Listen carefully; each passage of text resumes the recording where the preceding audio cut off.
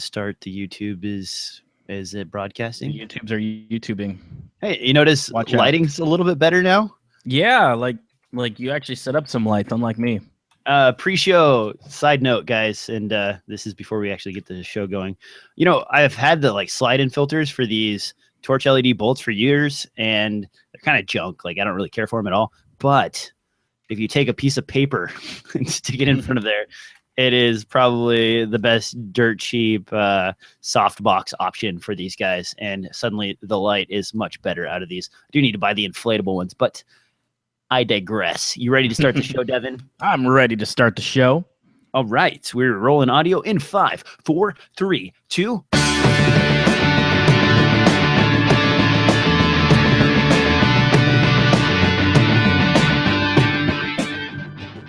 Hello and welcome back to another exciting episode of DSLR Film Noob Podcast. Devin joins me today to discuss all kinds of stuff. We've got tons of IBC stuff to discuss. And I said discuss multiple times because discuss is the thing I discuss. Devin, what have you been up to, man?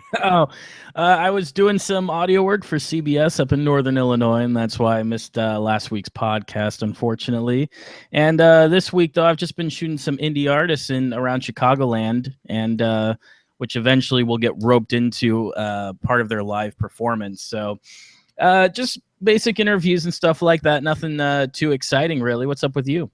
I wish I had something really exciting to report, but instead I'm just reporting that I've been editing nonstop, continuously for the last couple of forever, actually. In fact, I'm editing after this podcast. I will continue to work up until October when my project is due. Never, ever book 2 feature lengths simultaneously because that really sucks.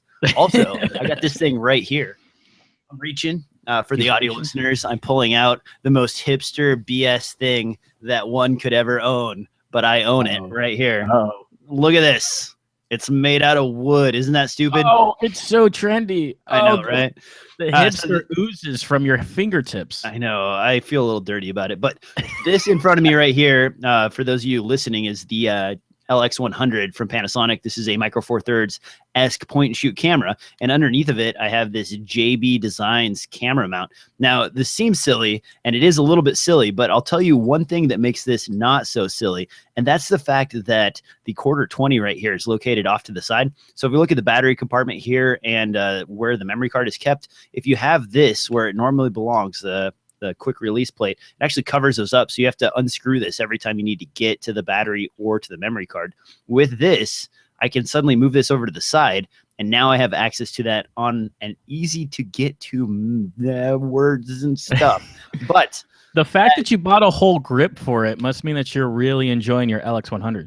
Oh man. Okay. So I ordered the E1 on Kickstarter, which is not ordering, by the way. You never order something on Kickstarter. You hope that you get it. So I did that like 6 months ago, and because I've been using my Hero 4 Black Edition for some 4K shots where I just need to throw a small camera in the corner or do something like that. But the lack of anything other than super wide has been driving me nuts, and it made me break down and pick this guy up.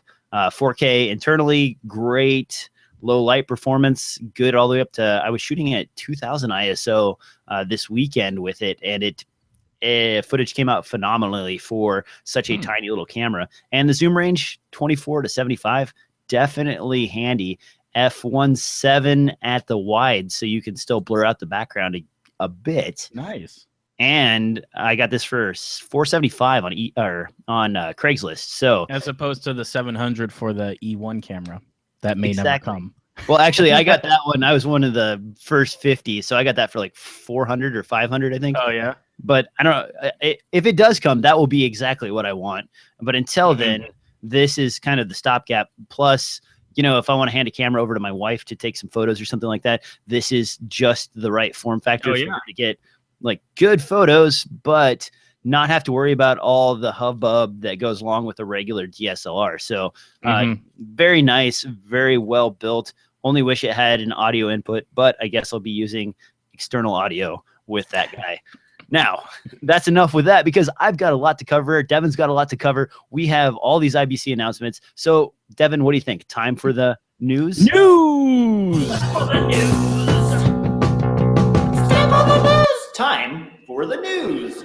first on the list here is actually something I'm excited about, and Devin does not seem to be very excited about it at all. This is the RodeLink Newsshooter kit. Now, this is an XLR audio adapter setup, works with the RodeLink system. If you're not familiar with the RodeLink system, basically they're using Wi-Fi to transmit audio from your belt pack to your camera body and then into your camera itself. Now, there are a few interesting key features to this, and first I want to do some show and tell. So before we start not complaining about this, right here in my hand is a very expensive Sennheiser SKP G Tried and series. true. I prefer tried and true, not expensive. These guys are great. They're nice and solid. They're made out of metal, but they have a number of things that irritate the hell out of me. Number one, you can't adjust the audio on the fly in any easy manner. So you have to go kind of scroll through menus and push a bunch of buttons, and that kind of sucks. The other thing is no phantom power in this thing, which is frustrating because sometimes you want to, like, I don't know, slap it on something like my 4073 right here and power it up so that I can just use it remotely with like a boom in my hand or something like that. Now, the RodeLink Newsshooter solves those issues and adds a few extra features. Now, Devin, before I dive into the features, tell me why you hate this thing already. Well, a few things first. I haven't found what I would call a reliable test of the Rode system. I mean, I've seen a lot of reviews, and I've seen a lot of people go, look, I can walk, 200 feet away, and it sounds great, and it works amazingly. But none of these are a crowded conference center. I want to see somebody using this stuff at NAB and see how far they get, because 2.4 gigahertz, even with clever technology, auto jumping frequencies and everything else, is a very busy spectrum because everyone has permission to use it.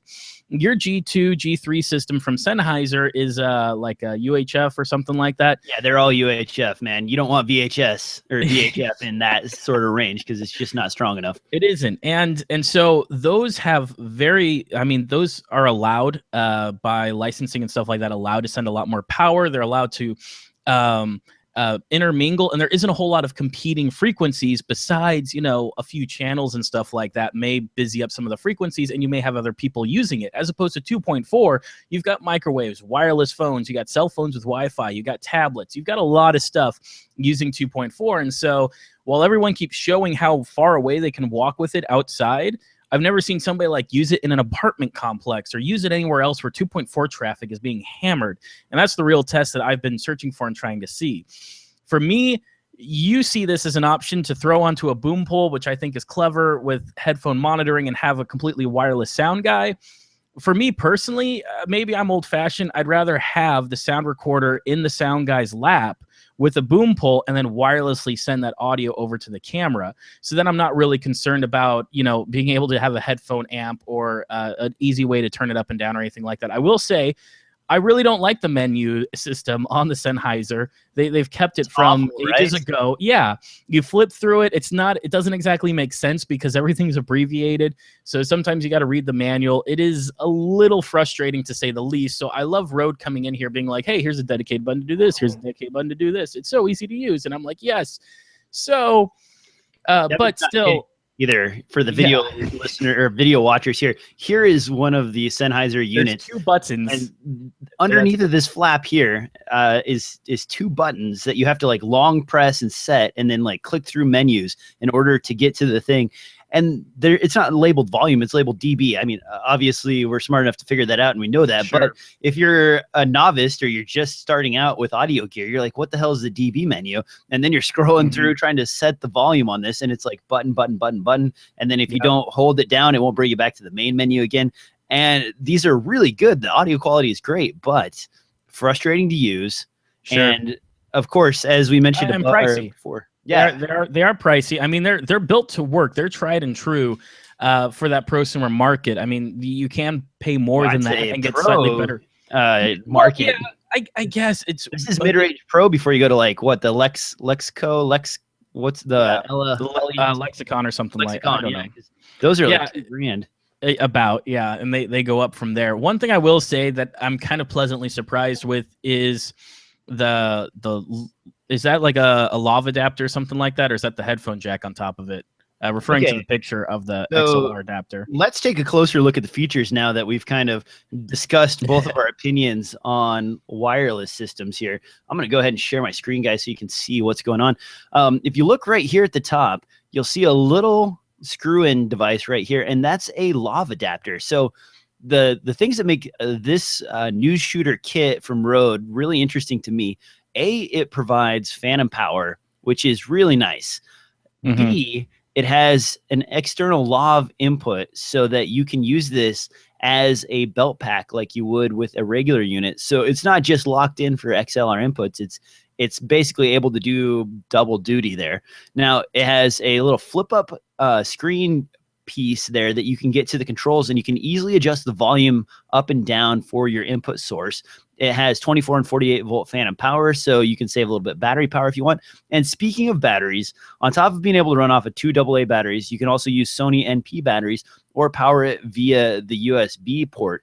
It also has a headphone output so that you can monitor your audio that's coming into the device before it goes back to the camera. Now, that's not the best solution out there because you won't be able to hear what's at the camera, but hopefully if you have someone paying a little bit of attention to what's going in the camera, you're probably in pretty good shape. Well, once you set levels, you know, that's one thing is that like, unlike some pro gear, this won't give you tone.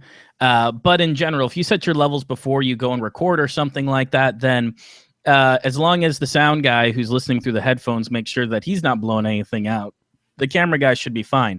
So I do like the battery features. It's not like the features, I find anything wrong with the features. I think just at the core, that 2.4 gigahertz, I don't know if I can trust it yet until I actually get my hands on use it, because the price is right. That's part of the pricing too, is the fact that they're using 2.4 gigahertz radio and technology, which has become super cheap because there's so many people producing that technology, as opposed to the licensing and everything else you need in order to do UHF. Like the Sennheiser systems, and Sony, I think, has a few of those that nobody talks about and stuff. So it's not that, especially the MP battery thing, I love that. The USB part I could care less about. And the same thing too, like the lav adapter, I'm sure it's terribly convenient, but you know, my lavs have XLRs on them already, or if they don't, it's a Rode system with that micro twist, whatever they call that thing, where I put an XLR on my lav. So either way, this doesn't really have any huge features for me, except for the phantom power. I will say, that's kind of nice and that's kind of new. But DJ over there, all of his lavs have a 3.5 mil, and he refuses to use anything else. So. Yeah, I don't like the clunkiness of an XLR to lav adapter. So all of mine, and this is the traditional Sennheiser twist lock unit, but they're all 3.5 millimeters. Now, I agree 100% with you, Devin, that I would not trust Wi-Fi frequencies for any kind of busy spectrum heavy area. So if I'm going to a conference, definitely not. If I'm going to some kind of apartment complex, like you mentioned, definitely not. I'm going to go with my Sennheiser system. But where this is beautiful and really nice is what happens if you're, out in the woods shooting some kind of, I don't know, horror movie of some kind, or, what if you're filming like an interview at, a hotel somewhere where, you're not going to be overwhelmed with a ton of stuff, or maybe you're out shooting about in, an urban environment where you're sort of away from buildings and people, but close to a few signals, but not enough to overwhelm you. This allows you to basically go poor man on your boom kit without having to have an external recorder, a bunch of extra kit and everything else. And now you can just put your headphones on, hook this onto your boom, and walk around while your camera guy has free reign to go wherever he wants. I agree. It could definitely speed things up during the production environment. And I'm not saying that the 2.4 gigahertz may not work in these environments. I'm just saying that no one has, as far as I have seen, and I've searched a lot, no one has tested it. I would love to see somebody test it. I'd love to get my hands on it. There's locations I could go to test it. Everyone always tests it by like going down their driveway and, going over to, the next cul-de-sac over. And I'm like, that's not a real test. I want to make sure this works in any environment. So maybe Rode has found some kind of magic 2.4 gigahertz voodoo that allows them to work fantastically even in these environments. It's just they haven't haven't shown it off, and I haven't seen anyone else test it, so I don't know. As opposed to UHF, which everyone, Sony uses and Sennheiser uses, and Shure uses it a lot too for a lot of stage stuff that they're popular with. I know that works reliably in almost every situation, and there's enough frequency band that even if you're kind of by a broadcast TV antenna or something like that, you'll find room in the spectrum for yourself. So as well as being at conventions and even something like NAB. I can tell you one of the tricks I think that they're using on this, and is probably why it's a little more reliable, and they're able to get it out so fast and kind of beat a few companies to the punch. The band that they're normally using, it's capable of sending stereo audio across that spectrum, because they're digitizing it and then they're sending it over 2.4 gigahertz and then back to your device. But they're only sending a single audio channel, and what they're doing with that other channel is most likely packing in error correction bits to rebuild any lost packets as it goes through. And at the meantime, sending channel switch information between the two devices so that it says, okay, you know, I'm on this portion of the 2.4 gigahertz frequency range, and that's getting filled up. I need to move to channel 7, or I need to move to channel 6, or I need to move to channel 5. And that's not perfect, because if everybody's all over the place, you're still going to have no free bandwidth to jump to. And then it's just a matter of whose transmitter is strongest and, you know, whose receiver is picking up the correct signal. But by doing that, you can kind of cover a lot of your bases. And when they say news shooter, I mean, I think of this would be great for, you know, a really small news crew, like a 2-man crew going out to shoot some quick stuff out. You know, a lady has a gas main explode in front of her house. Like, okay, guess what? You're going to be out in the middle of the street. You're probably away from high density Wi-Fi areas. You can go out and shoot the screaming lady. Like, this is incredible. I can't believe this happened. Oh my gosh. You know, get that. And then like, bam, you're done. And for the price, $499, you know, I could buy two of these, just about two of these, for the price of one of my Sennheiser kits right here. So will it replace it? Probably not. But will it be a good second unit for a lot of things? And for people who are on a tight budget, you know, this does give you the lav option as well as the XLR option. And as silly as it sounds, the Sony NP option is probably one of my favorite things about it, because I've got tons of those for my lights. A lot of, you know, and in this price range, I think a lot of people who shoot around this price range for their camera gear and lighting gear and everything else, that's the kind of batteries they got. Most of, you know, the LED kits that, you know, you get from China or something like that, most of them are Sony MP. And there's also still some fantastic lights you can get that have NP adapters or somehow let you use Sony MPs. So just the fact that it's kind of like lets me use that, and it's not like, because the last thing that I need AA rechargeables for is my wireless audio kit. Everything else in my setup, minus like a gold mount battery for, you know, the entire rig and all that kind of stuff, but everything else for my lights and all that is MP if it's not a gold mount. And then I've got a couple of AA's around for this, you know, and it's kind of cool to be like, oh, hey, for at least for the wireless part, I can toss an MP in there, and because I've always got a couple of those charged up ready to go. So I think it's one of those, I'd love to get my hands on it and try it out and see how well the system works and really stress it. I do think that the features are cool. But you're right. Maybe it won't replace the G3, and maybe Sennheiser has nothing to worry about, as well as those bigger brands. But it's good to see something come into this price point so that other people can have access to this kind of quality. So if we didn't mention pricing, it'll be $499. This will be coming out at the end of the year. They're hoping the end of fourth quarter.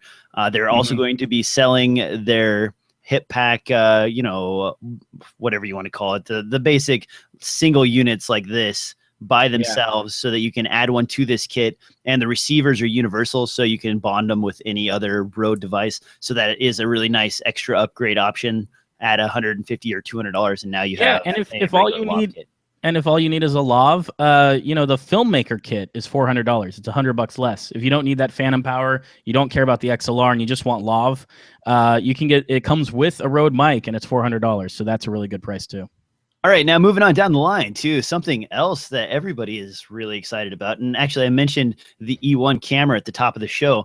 The reason that E1 camera was so exciting was because people wanted to strap it to their quadcopter. Well, as you probably know, Devin, recently DJI joined the M43 consortium, And people were wondering what was going to happen. Well, looks like we've got the answer. Here we have the X5 and the X5R. So quick rundown of the specs on this. Basically, it is using the infamous 16 megapixel sensor that we see in most M4 III offerings today. That's likely to be the Panasonic chip that's in the GH4.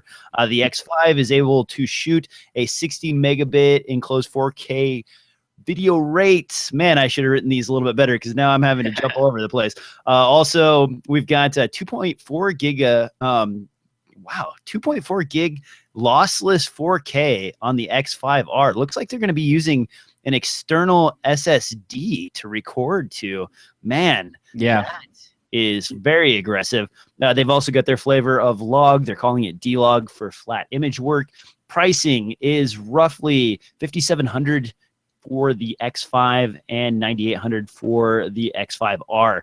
The X5 is 5,000 euros, so I just converted those over roughly, guys. So if the numbers are different on B&H, sorry about that. Also, you can buy the unit separately for $1,699, so $1,700 when you get the non-lens version. Or you can buy the one with a lens. I believe it's including the 15 millimeter f1.7 or something like that for about $2,100. Now, that's a lot of stuff to digest. Devin, what do you think about the X5 and X5R? You know what? So far, I've been kind of impressed by what I've been seeing. It definitely feels like it is a Panasonic sensor inside of there because I think it has been looking good and it's been looking sharp, and it's kind of interesting to see DJI move from a quadcopter company into a camera company. But I consider this their first real offering. I mean, they've had the Inspire and stuff like that, but none of that footage ever really stood out to me. This honestly looks like, now I don't feel like I need to attach a mirrorless camera to, the quadcopter. I attach this because it's greater because it's purpose built, if that makes sense. The fact that they go, okay, you want raw, you want lossless this or some kind of compressed raw, we'll do that, but it's still super small, which means it's not going to take large gimbals, which means it's not going to take a lot of power, and so it seems like the perfect option. And it seems like they're kind of pricing it around what you would normally spend trying to get a gimbal and a camera to work together for this. And as well, it's not completely quadcopter only. I mean, you could just use this as kind of a cheaper Steadicam option or something like that. And the ability to throw a couple of lenses on it. I mean, I'm sure your lens options are pretty limited compared to if you're running your own gear. But the offset, if this means you get, half an hour worth of flying instead of 15 minutes, I think that's going to matter to people a lot more. One of the things that they were very specific about when they were talking about the X5 and X5R is actually your lens choices in general. They mentioned the Olympus 12 millimeter, the Olympus 15, and the Panasonic 15 as your basic choices. And I'm guessing that's because of the balancing on this unit itself. It's only really set up for those sizes and shapes of lenses. Getting the unit separately without the quadcopter, $1,699. I mean, I know they had that handle unit for their original sort of GoPro replacement that you could put that on there, and it was a battery pack that would also give you a little bit of control for just the gimbal system. So do you think we'll see something like that? Because if we would, $1,600, that's the price of or $1,700, that's the price of a GH4 roughly, and it's built specifically for image stabilization right out of the chute, Sure. I mean, it's not going to be the cheapest camera ever, and I wouldn't necessarily suspect that because DJI is newer to this camera market, so they're probably trying to make sure that they're making ends meet, and they're not going to do a black magic where they have issues with releasing on time or quality control, because those are all things you need to consider when you're starting up a camera company. I think here it's still going to be a better option because you do have a few lens choices, which I think also means you've got some filter choices, which things like polarizing and ND and stuff like that can become very important depending on what you're shooting. Say if you're shooting car and you're trying to get a shot through the glass or something like that. So The fact that you get all those options, you get iris control too, so you can, instead of speeding up the shutter rate, which, you know, always tends to make things look very video-y because you don't have that filmic motion blur that people are looking for when they're doing more narrative content. It means that, hey, we can close the iris down. We can keep the shutter speed where we like it. We can shoot in the different frame rates that we want to. And I think generally speaking, with the gimbal and everything else, it's going to be a better looking and better performing package than a GoPro option. You know, the only thing that'd be in competition would be something like an E1, which, you know, they don't have, depending on the gimbal you get, you could get a beefier gimbal that allows for bigger lenses or heavier lenses or things like that. So still, I think this is definitely, like most of DJI stuff, marketed towards people who like to bolt on, not necessarily hack, modify, solder crap together. It's for people who like, I want to screw it in and plug in a plug and then have this awesome camera attached to my quadcopter. So in that respect, I think they're hitting that perfectly. And I think that they'll probably sell a lot of units. The thing is, I'm just impressed by the look of it. They definitely know what people are looking for with their quadcopter cameras. Even if they are asking maybe more than people think that they should, it still looks to me like they've listened to their customers, and their customers say, hey, we want RAW, we want 4K, we want this. And they're giving them everything they can in a super small, very convenient package that I'm personally just hoping for not just looks great, but also gives you longer flight times, because that's always a struggle to try to get high quality stuff in a small package. Where you're not running an octocopter that, you know, sounds like you've got a helicopter landing in your front lawn every time you take freaking gas to keep that thing going instead of batteries. So that they're like overall shrinking the package while improving the quality. And if they shrink that package too, think about how you get this quality while having a cheaper quadcopter. And maybe the price will start to make more sense than necessarily like, oh, I could get a better option or better camera for cheaper, but then I got to fly a bigger quadcopter to carry it all. So all things to consider. Honestly, if it gets up to the 10 grand range for something like this, I'm going to probably hire someone who specializes specifically in flying these Especially things. too with that FAA rules. And I think there's only one guy in Chicago who's actually properly licensed by FAA to fly quadcopters for video purposes. Now, a side note, are those mandatory yet? I know they were recommended mandates, but not enforced as of like last year. I don't know if they are this year. I don't have the facts. I think end of this year or beginning next year is when the enforcement will start. I think right now it just still falls under hobbyist rules of under, I think, 250 feet or something like that. You have to stay away from where small aircraft like to fly. So that's the last I heard of it. That's how I still see people using it.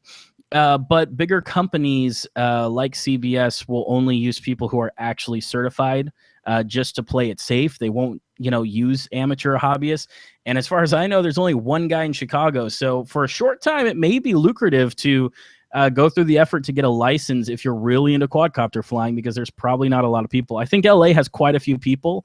But I think like most of the Midwest, a lot of areas don't have anyone that is certified to do it. And if they start enforcing those rules, it'll become a much bigger deal to try to find someone to fly a quadcopter, which even if you have to hire somebody, it's still going to be cheaper than an actual helicopter. So that's it for helicopter pilots who mostly get hired as camera guys.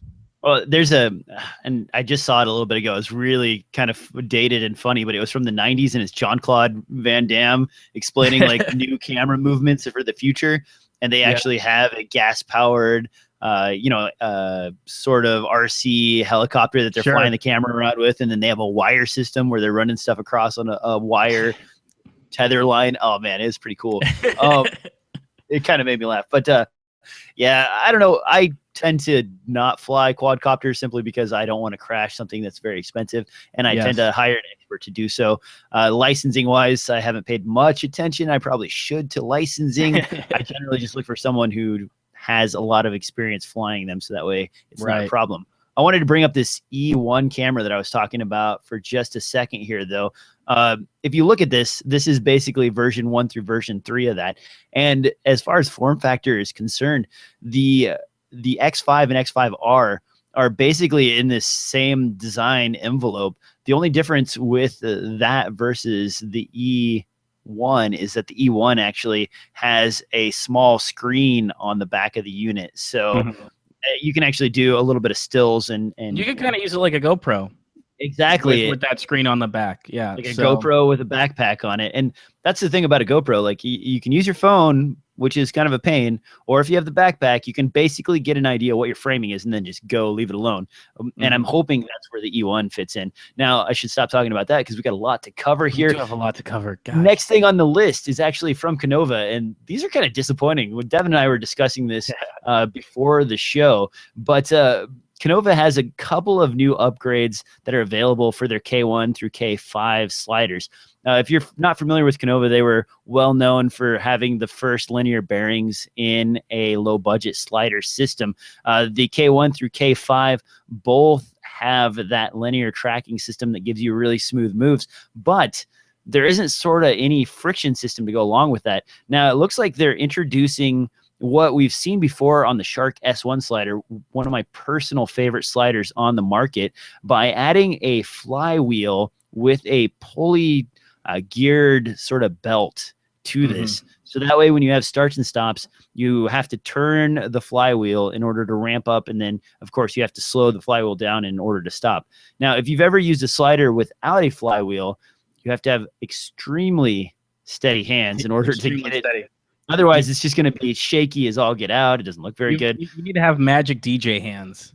Well, my hands are not even that magical. I was frustrated with lower price sliders for a long time, and it forced me to use the Kiesler sliders, which I don't really care for that much because that one's a friction-based system as opposed to a weighted system. Once I got the Shark S1, I think 2 years ago now I've had it. That thing is amazing. Best slider I've ever used, period, in that price range, and probably better than the same priced or higher priced Kieslers. Though they are expensive though. That's I think the Shark S1's like $699 for the small model, and my larger model is somewhere in the 900 range. So it's spending. Sure. But what else is spent is the freaking upgrades for the Konova slider. Yeah, I've got the price here. The flywheel being $200. I mean, and Konova, like you said earlier, was known for having some interesting features at such a low price point. This flywheel though is not cheap, but the flywheel is what you're talking about that allows such smooth movement. The inertia it takes to spin something, and there's a physics thing in it called unsprung mass or something like that. That's over my head, but having to spin that up, and then also the inertia that carries through it to spin down, makes it incredibly easy to get great slides out of it. That, and then in their panning system, which is looks like a belt-driven panning system, is $370. So those upgrades, it kind of puts in a price point where you're like, well, there's others, I guess you could say higher quality names, higher quality components that I could buy for these kind of prices that come with these features. So the panning system, I don't think it actually uses a belt. I think it uses a rod. And then the rod pushes up against a plate that's on the bottom of the camera, and based on the position in the rod is moved to on either side, it changes the panning of the device itself. So it's kind of an interesting technique. But like you said, $375. That is, or $370. That's a whole slider. Yeah, that's more than a slider. That's right. So. So much for being affordable and a cheap option. I guess if you've already got one, it's a nice upgrade, but we should probably move on to the new Sony camera. Oh yeah. Okay. Thanks. Our time. Since I'm watching the time carefully here. Okay. Next thing on the list here, we've got the Sony A7S as well as the Sony FS5. I know Mitch and I talked about this last episode, but Devin, I kind of wanted to get your input on both of these cameras. I know you're not super excited about the A7S for the most part, but do you have anything you wanted to address while we've got that up on the list? You know what? It's 120 at HD at 1080p. That's what I'm excited about. And I'd like to see how that 5-axis stabilization works. Is it as good as the Olympus? Is it better than the Mark II? I'd really like to see that. For a lot of this stuff, the S-Log stuff and everything else, I don't find that incredibly interesting. But, having that ISO range and everything else, I don't think it's worth upgrading, but I think that it's definitely something that is very intriguing. You seem to be unhappy that they still haven't fixed a problem that they had with the original A7S. Oh yeah, I've got a still image here, and I'll bring that up. I kind of talked about this a little bit on the last show. It's sort of a frustrating factor for me. If you've ever used the A7S with an external 4K recorder, the A7S does output 4K but doesn't record internally. When you do that, your footage is very grainy because you're no longer scaling down to 1080p. You're basically getting pretty much 1-for-1 out of the sensor, give or take a little bit of scaling, but not as much. Now, this is a still image at 25,600 ISO from 4K footage of the new A7S Mark II. And you can see here that it is mushy and noisy and everything else. I'm sure... For the audio listeners, it's pretty pixelated and not in a film grain kind of way, in a RGB blotching kind of way. Yeah, that's a 1-for-1 crop, so it's pretty ugly. But the thing is, I'm sure this A7S Mark II looks beautiful again at 1080p, and it's still suffering from the same issue that the A7S has.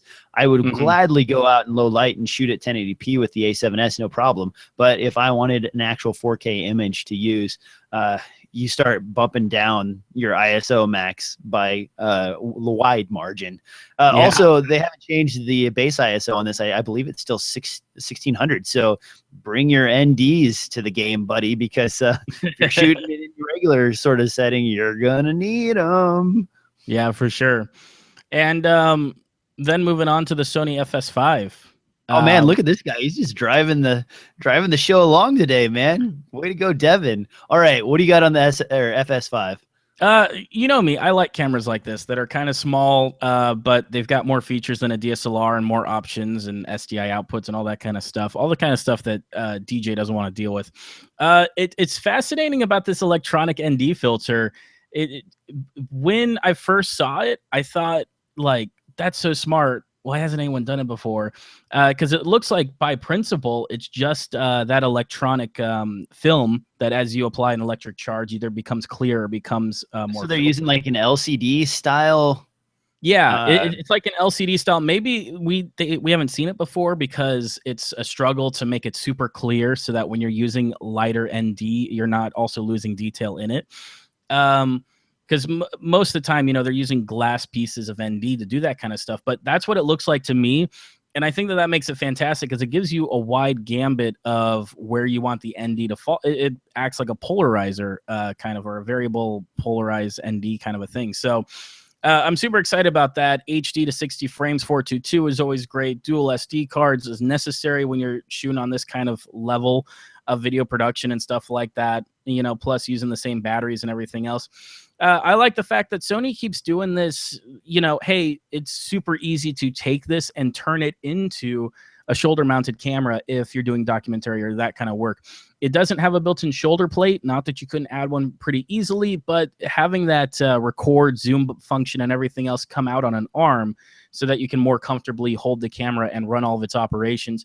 I like seeing that kind of stuff. So I'm excited to rent this for a weekend and play with it and borrow it for sure. I'm not crazy about the lens that they want you to use with it, which unfortunately is like tied to their electronic system because we're back to, hey, this E-mount thing, you know, not a lot of great lenses that we're in love with in the E-mount system, but still, you know, E-mount can be adapted to anything. So, you know, the world is open for you to mold and shape.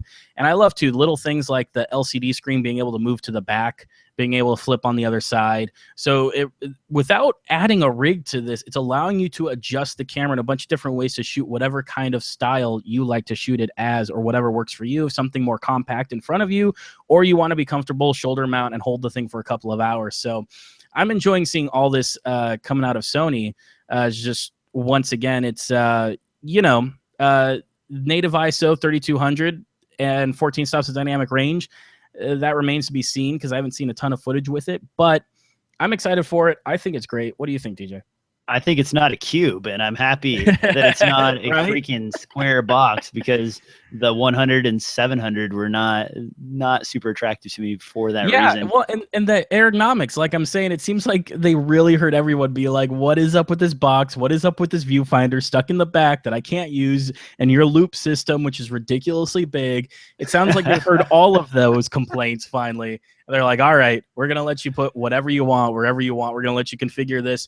And like, even if you look at it in the image we have here, the monitor for it even has a long cable that is coiled up on the body itself to keep it tucked away and nice. But that long cable is more than just to suit it moving forward and backward on the arm or right or left. It's to suit it so that if you really want to throw it far to the left or far to the right, you can put that monitor wherever you want, because it is a proprietary cable. So it's nice that they include all this extra length so you can really get it to where you want it to be. So I'm excited.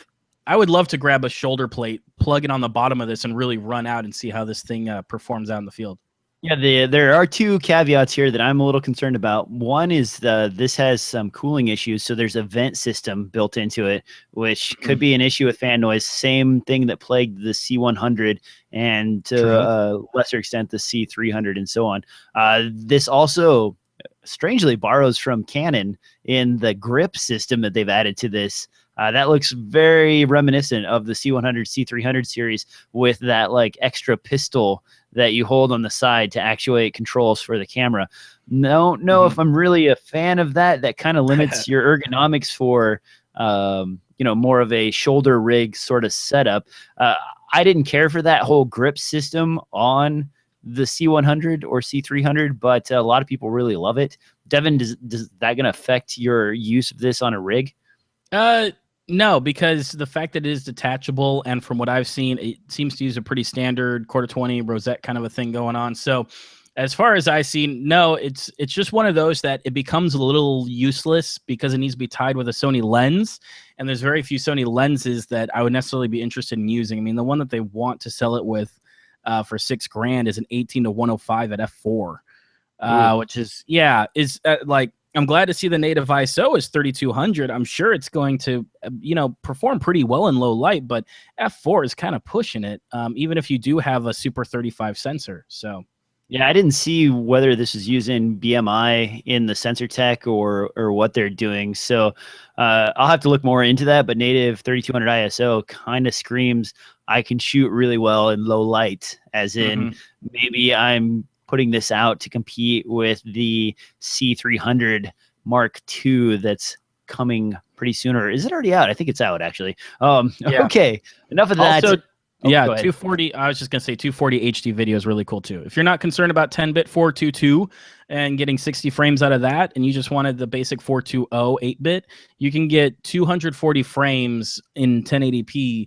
which, heralds back to the older Sonys that's what people loved using them for, was a super cheap high-speed camera. So everything is getting high speed anymore. I mean, it seems like even point and shoot cameras are getting 960 frames per second in the RX10 and RX100, if I remember correctly, and 240 frames per second in a lot of cameras, 120 in the A7S. So I mean, it seems like that's just a par for the course with the new sensor tech. All right, the next thing on the list, and this is really weird, really weird. In fact, at first I was very confused by this. I talked about it in the last show, and I was underwhelmed and didn't know how it worked because I just found it and it was thrown at me. But now I have a little bit more information on this. This is the Kodak PixPro SP360. Now, I was trying to figure out last episode how this is a 360-degree camera, and Devin and I were talking about this before the show, doing a little bit of research on it to get a better handle on what the heck this thing is doing. And it turns out that it's filming a spherical video, and you get your 360-degree view by actually stretching it out in software to give you that view. And in the show notes, if you guys go check that out, I've got a link to the actual video of this thing on YouTube, so you can see what that stretching does to the video quality. But $279, what do you think, Devin? Perfect for your present for the next Oculus Rift developer? Sure. I mean, it's one of those where I feel like it has a narrow usable application. I mean, well, as things keep moving towards this virtual reality, I could see people making rigs where they try to use two of these, that are supposed to be spaced apart a certain amount and all that kind of stuff. I see it being used in that kind of situation, and it's small enough and cheap enough that I could see a lot of people who are interested in that spherical video. I know That one handheld camera is really popular. I forget what it's called, something with an M. That does 360 video. This one's only doing half of a sphere from what I can tell. Like the demo video you show, you can't see the bottom. So, and while the other handheld one does both sides because it's got 2 cameras on it. Like I said, it's something I could never see myself using. I'm not saying it's not cool and I don't like it. It's just one of those that as a GoPro competitor, maybe-ish, the quality is lacking, and it's going to be when you consider stretching, you know, whatever that is, a 2mm lens or whatever the equivalent of that is. You're always going to have softness. Things are going to be stretched. The software is going to stretch. It's not going to look great. The bit rate's going to be low. But I guess definitely sure for Oculus development and, you know, to cover this or that, it just right now it seems like a stepping stone. I feel like after a while, these cameras are really going to start to be really cool in terms of the quality and being able to just kind of set up a camera and be like, you can look wherever you want and capture the environment. For telling a story, I don't see it as being useful, but as an action camera, if the quality improves, I could definitely see something where GoPro would start to be like, hey, we could do this too, and start trying to do wider angle videos. Because GoPro's always trying to keep the quality and sharpness high while giving you a wide view, and GoPro found a happy medium between the two. Kodak is going, we're not even going to do that. We're just going to go for as wide as we possibly can. And well, and so GoPro kind of has a solution already with that. What I think it's what, $20,000, whatever. No, it's not really 20,000. I was doing the math on that to populate that entire circular ring. device, that ring, whatever you want to call the controller thing. You can basically do that for about $3,000 to $5,000.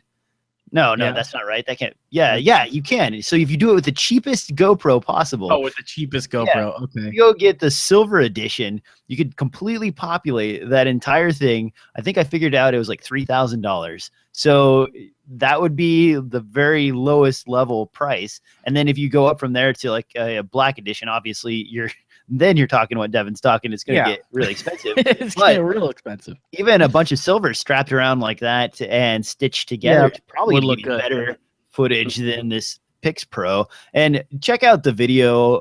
Showing it video within a video on YouTube is not the easiest way to demo something like this for you guys, but it's okay. But it's pretty blocky, and the software, the Amazon review, there's an Amazon review that's great that shows the software that's required to kind of break the video out. And every time you do it, it goes from looking sort of okay to looking somewhat awful. Looking back like a 240p video off YouTube. Oh yeah, it's pretty goes nasty. back to 2007 YouTube is what it does. So, but speaking about cameras and their caliber, the Blackmagic Mini URSA just had some huge updates. Yeah, if it ever gets released, Devin, Right? tell me more about the URSA, because we've been sitting on this for a year and some change. Hasn't been released. The URSA, it's very clear that Blackmagic wants to break into the as we call it, ENG market, the electronic news gathering market, with the URSA Mini.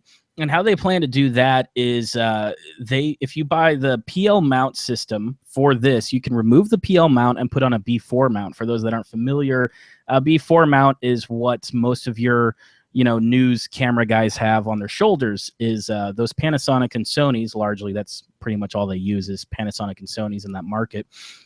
They use a B4 mount. And so what they've added to the Mini URSA is not just a B4 mount, as well as the software to properly scale the sensor, because news cameras either come in 1/2 inch or 2/3 inch sensor size. And so they've got software that'll let you adapt to both of those formats, as well as they've added the controller. And so all these lenses have a powered servo for zoom, for iris, sometimes for focusing and all that kind of stuff. And they use a special B4 connector to provide power, as well as communicate to the camera, hey, this is the zoom I'm at, this is the iris I'm at, or even allow the camera to control those things. So what Blackmagic's doing here is they're like, hey, you can put a shoulder mount on the bottom of our Mini URSA and then take the old ENG lens you've got, HD lenses. I mean, some of these lenses marked for HD footage go for maybe $2,000, and they're usually something like 8mm to 80 or something like that. Sometimes they'll have a 2x zoom in them that you can flip, and it'll double whatever you've got in it. All kinds of stuff like that. Really fancy lenses. They can go up to like $10,000, $20,000, depending on Fuji or whoever you buy it from. But That combined with, you know, the gold or V mount on the back, this basically looks like a smaller and lighter Sony or Panasonic ENG camera that will fit more formats. Now, it doesn't have all the options that your, you know, ENG cameras might have. A lot of them will have time code generation, you know, time code references. I think they actually did add, if I watched the video, and they added the time code and the video out in the same stream on the same SDI plug. Right. So you can get time code out of this and use it as a clock. Yeah, and on top of that, you know, all the other features that you get with this camera is they keep putting a modern camera, as if like the ENGs haven't been like updating as time has progressed. If you really look hardcore at an ENG camera and setting up a lens on this kind of camera, you're going to notice you don't get all the options you got with your old ENG cameras. Because I mean, a lot of them will have 4 XLR inputs, depending on, they all get packaged differently depending on how you shoot and how you do it. But on the base level of just, I need a really great looking camera, this mini URSA will fit that. It'll do 4K, which very few broadcast cameras will, especially at this price point. And as well, you know, Blackmagic's trying to market it as, hey, put the PL mount back on it. And now you've got this high dynamic range film camera that you can go shoot a high profile commercial, or you can put the B4 mount and you can go in and gather news, you know, send it back to the truck, whatever that you normally do. So it's just really interesting because it looks like they're really trying to pull people over from the Sony and Panasonic market in this demographic. People who have a couple of these lenses, they have a telephoto, they have a wide, and they shoot this kind of stuff all the time, and they like their lenses. And no other camera system really does B4 mounts except for like super small micro Four Thirds. You know, I see people adapt it to a Blackmagic Pocket Cinema camera, but that doesn't have all your XLR and all your professional stuff you're looking for. Well, they did just announce a bunch of Sony adapters for B4. So now you can have that same sort of lens information coming back to you that you have with this sort of pre-built basically setup, and the prices aren't too bad. I think they have one for Sony. There was one announced for Micro Four Thirds bodies as well. So, and I think those are $500, $600. So it is giving you a little bit more expansion options. But this is all speculation because if they don't actually release it. Yeah, when's the last time you've seen a camera that's been announced for what, like a year and a half or better, and they're actually upgrading the camera, and the camera hasn't even been released yet? How do you upgrade something that hasn't been released? You're basically just giving the same thing. It's a side grade because you've just waited for so long. Now there's more technology that's available to put into this. Shove into it. Yeah. So, but it's, I guess, you know, at least if the camera does come out, it'll be great. And it's good to see that the company's telling people about their pre-orders or whatever, being like, yeah, we're making your pre-order even better. So I guess that's good too. But it's one of those things that is really interesting from Blackmagic because they've already penetrated a lot of the back end of newscasters who are building studios today. I mean, a lot of people who are using Grass Valley or whatever it's called, older systems like that, Avid and everything else.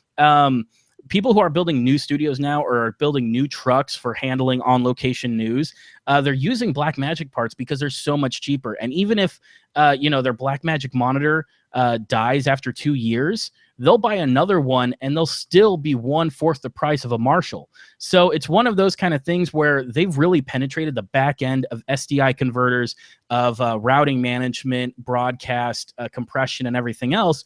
And now Blackmagic's attacking the other end of the cable, which is all the cameras that go out from the truck to record and capture all this kind of stuff. So kind of interesting to see how that'll develop. They're doing some pretty sexy stuff with their switchers too, where, you know, you have an extra port that's ready for fiber when you're ready to upgrade. You don't just have to stick with, you know, they have upgraded their SDIs to 12G as opposed to just 4G. So, I mean, those are a lot of things that make it really sexy. And you're right. Well, and at the price point. At oh my gosh. Point, even, and Blackmagic doesn't make crap. Their quality control is good. But it's like, even if their quality control was a little off and it wasn't perfect, every single product you bought, it's so cheap that almost after a few years, you wouldn't be that mad if you had to buy another one. Well, and there's for some long runs, and this is kind of getting into studio tech, but they've got some really great 4K to IP transfer switches that just do amazing jobs getting stuff like across the studio or wherever. And you can go to fiber, you can go to Ethernet, all kinds of options that make it really well. And the new standard for I don't even remember the initialism now, ASOC or something like that. The new standard for cameras communicating with each other and switchers is all going to be an IP based system, somehow over TCP or something like that, which fiber is a beautiful backend because it's already had years of infrastructure experience being the backend of computer networks.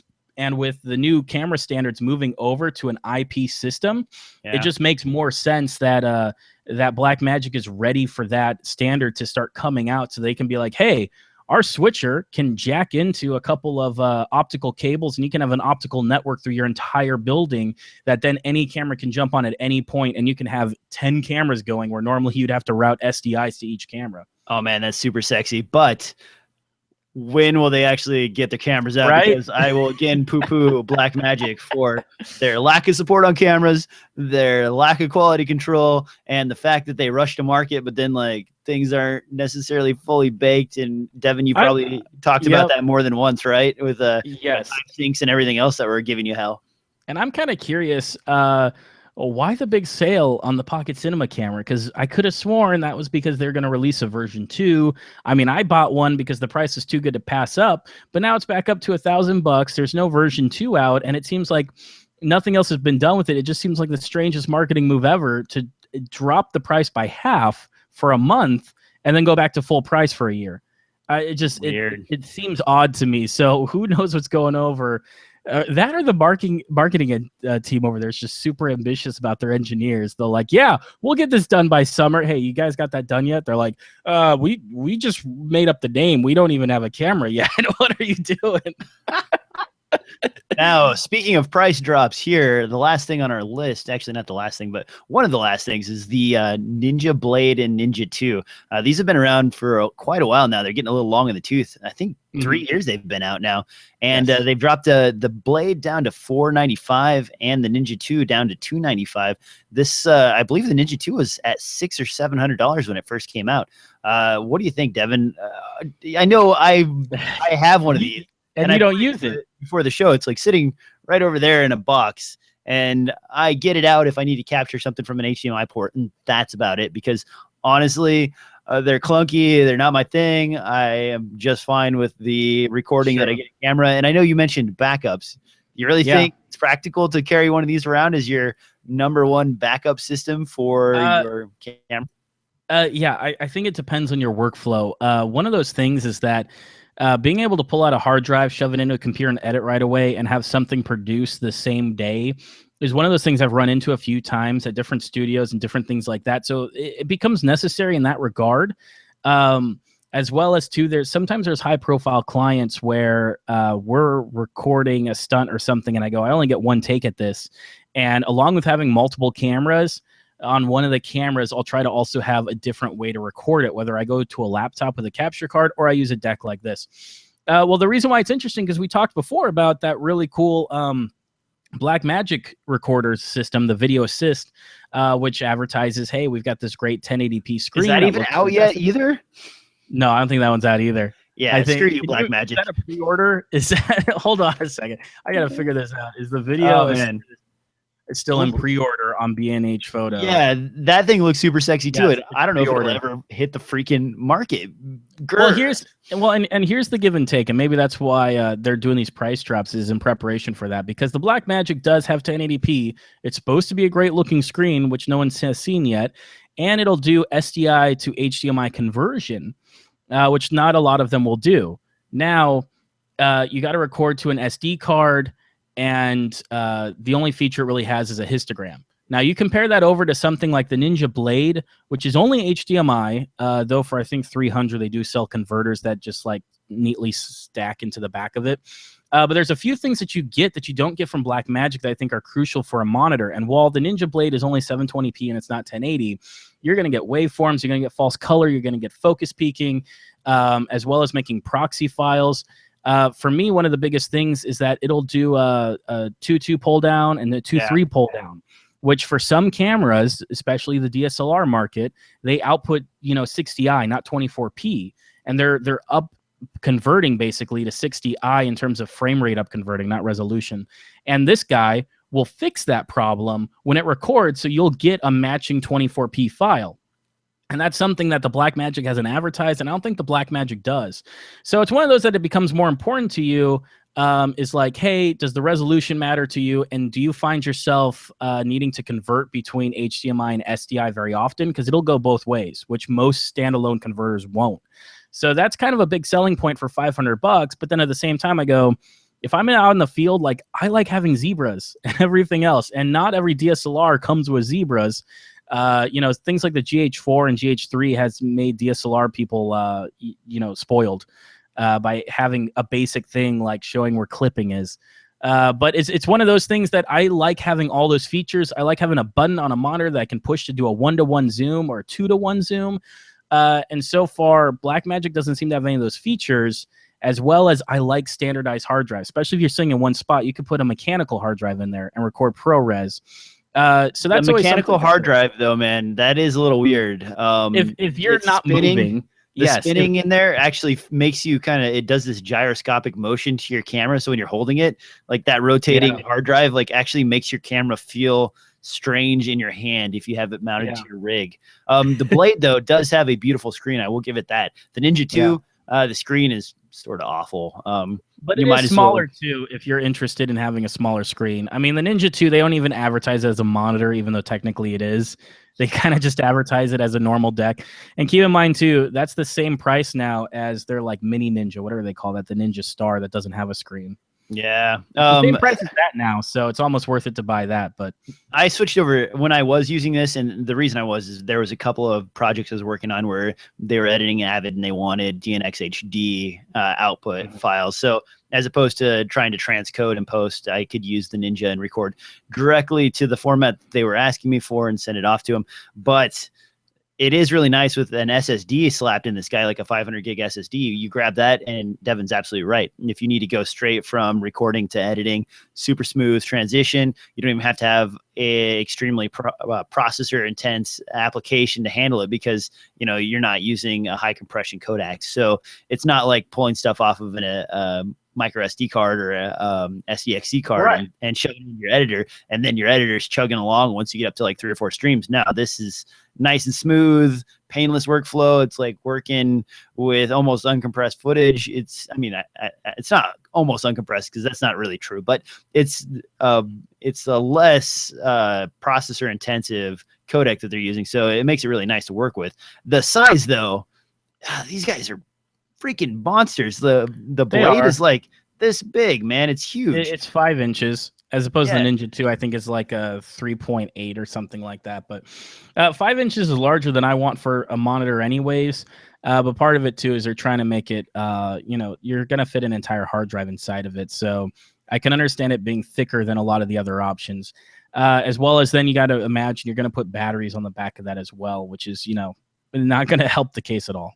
Now, I heard rumors that the small HD monitor that was announced a little while ago, that 5-inch monitor that's super tiny and kind of the size of like an iPhone, was going to be able to record internally. Did they ever? I haven't been paying attention to small HD since they got bought. Did they ever release a version of the, what is it? I think it was a 502. 502, that had recording in it, because I know that we're talking about something like that when I went to their booth last year or the year before, but I haven't seen anything exactly come out of that. That would be my ideal. Like, if you're going to record something externally, I want something that's super skinny, is capable of recording, and is a beautiful screen. Because if it has a beautiful screen, chances are I'm going to use it just like a monitor, and then I'm going to have it there anyway, and it's going to be plugged in anyway. So I might as well record to it anyway. Well, and I would like one with a decent loop as well. That's one thing I always liked about the 502 is how they design like a traditional loop. Normally your ENG cameras, when you look down the viewfinder, there'd be a right angle in it, because the right angle actually houses a tiny like CRT television, and then it would have a mirror so that you can focus on it easier because it's further away from your eye, as opposed to now we usually use a lot of optics and stuff like that because we're right on top of the LCD screen.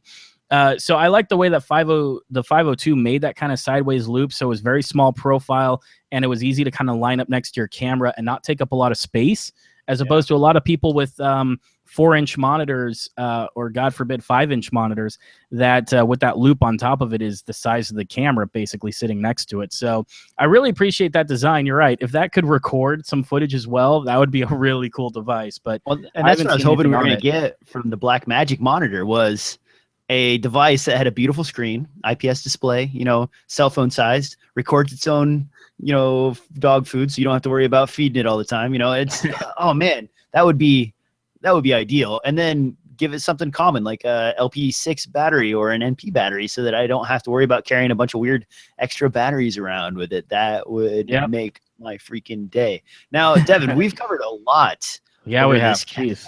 Oh man, we've really nailed that. I've got a few other things on the list, and one of them was that sensor info about Canon's latest announcement: 120 megapixel and a 250 megapixel sensor. I don't know. Let's just skip that this episode. Sure. Also, the Swisstronix batteries. Great, you've created a battery that splits in half. Good job, man. Okay. Well, that's just for FAA regulations. The reason why it splits in half is because there's rules that I've never heard been enforced, but there are rules that lithium ion, because of thermal runaway and it can explode, the airlines don't like you carrying on a large lithium ion battery. So this is to try to circumvent that by allowing you to split your battery in half so that you can carry both on the plane separately, so that you only have a small explosion, not a big explosion, if your battery breaks. I'm pretty sure I've violated those rules a number of times with large batteries in my bag. I didn't even know those were a thing, so no one's ever pulled my card on that. So no. Well, and the only ones they know for is your giant gold mount and V mount. That's the only ones where they'll, if they were going to, it needs to be that size for them to recognize and go, oh, this is a problem, because this is a lot of lithium ion in one casing. And so in order to follow FAA regulation, they're allowing you to separate it. Like I said, I've never heard of anyone actually getting their gold mounts pulled because lithium ion, they have lithium ion ones. But I do know of a lot of shooters to just try to prevent the whole problem together, only fly with the nickel cadmium or nickel metal hydrate or whatever, the old-fashioned lead batteries. They only fly with those, and those could be as big as they want because those don't suddenly rupture and explode like lithium ion does. So but of course people would love to fly with lithium ion because it's lighter and more efficient, and so they're just trying to find a way to do that with an expensive price tag of $700 that probably doesn't apply to most people. Yeah, I'll keep listen to this podcast. I'll keep those things in the show notes just in case anybody's really dying to find out more about them. But otherwise, everything we've discussed is always in the show notes, guys. Special thanks to Devin this week for actually helping me put the rest of these together, because I was kind of struggling to write everything as he was also struggling to write everything. But Devin, you have anything else you want to cover before we get out of here, man? No, I think we did a great job. And once again, we're only slightly over time, so I'm happy. Holy cow, are we power talking? All right, yes. Where can they find you, Devin, if they are looking on the social medias? They can find me on Twitter on MaverMC. I've been slowly actually tweeting one or two things, so you can go there for more of that. All right, guys. You can also find this podcast anywhere podcasts are distributed, including SoundCloud and iTunes. Be sure to write a review on iTunes because it costs you nothing, but it helps us a lot.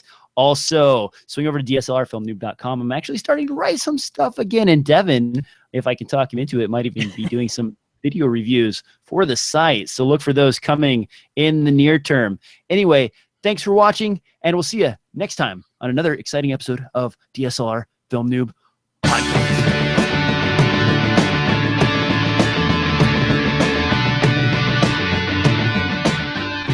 Look at that guy wave. It's so silly.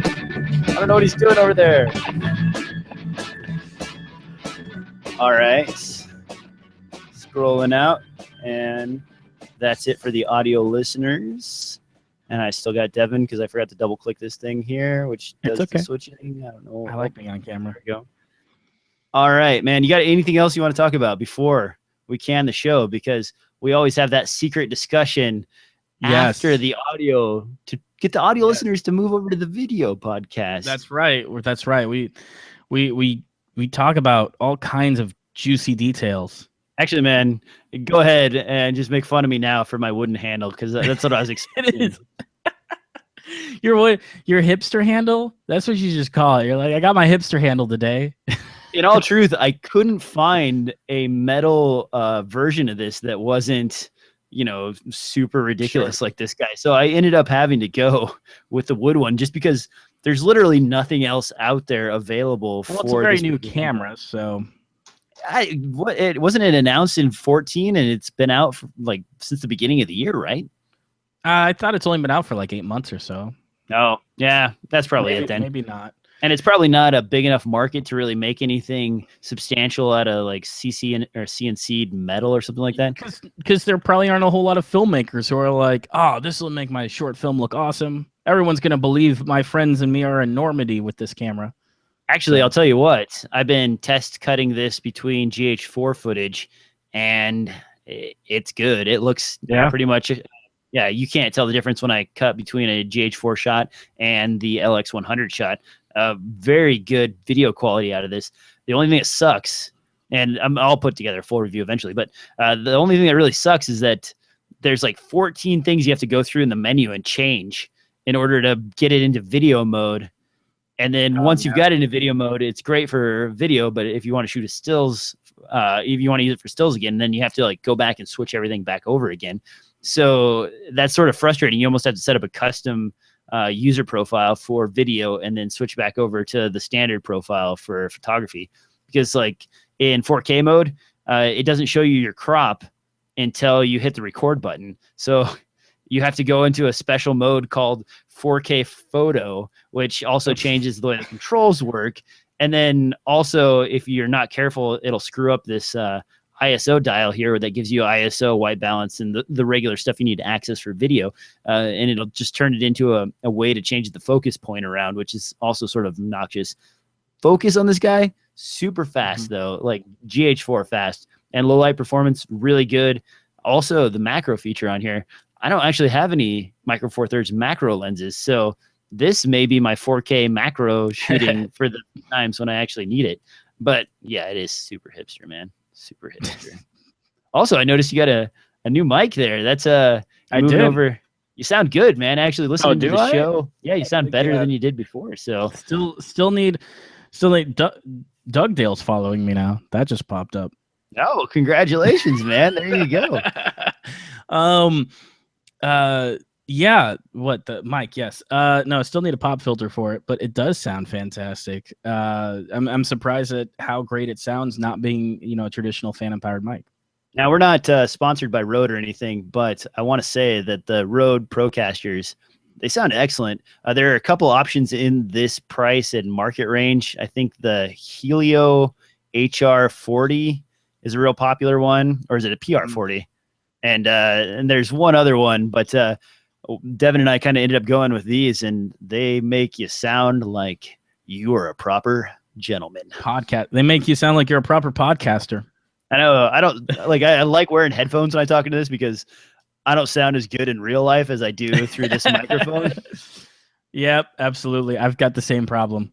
I'll just sit here quietly by myself with my headphones, listening to my meandering thoughts of out loud, just so you can hear yourself. Of insanity. All right, that's enough wandering into the woods here. Thanks, Devin, as always, for showing up for the cast.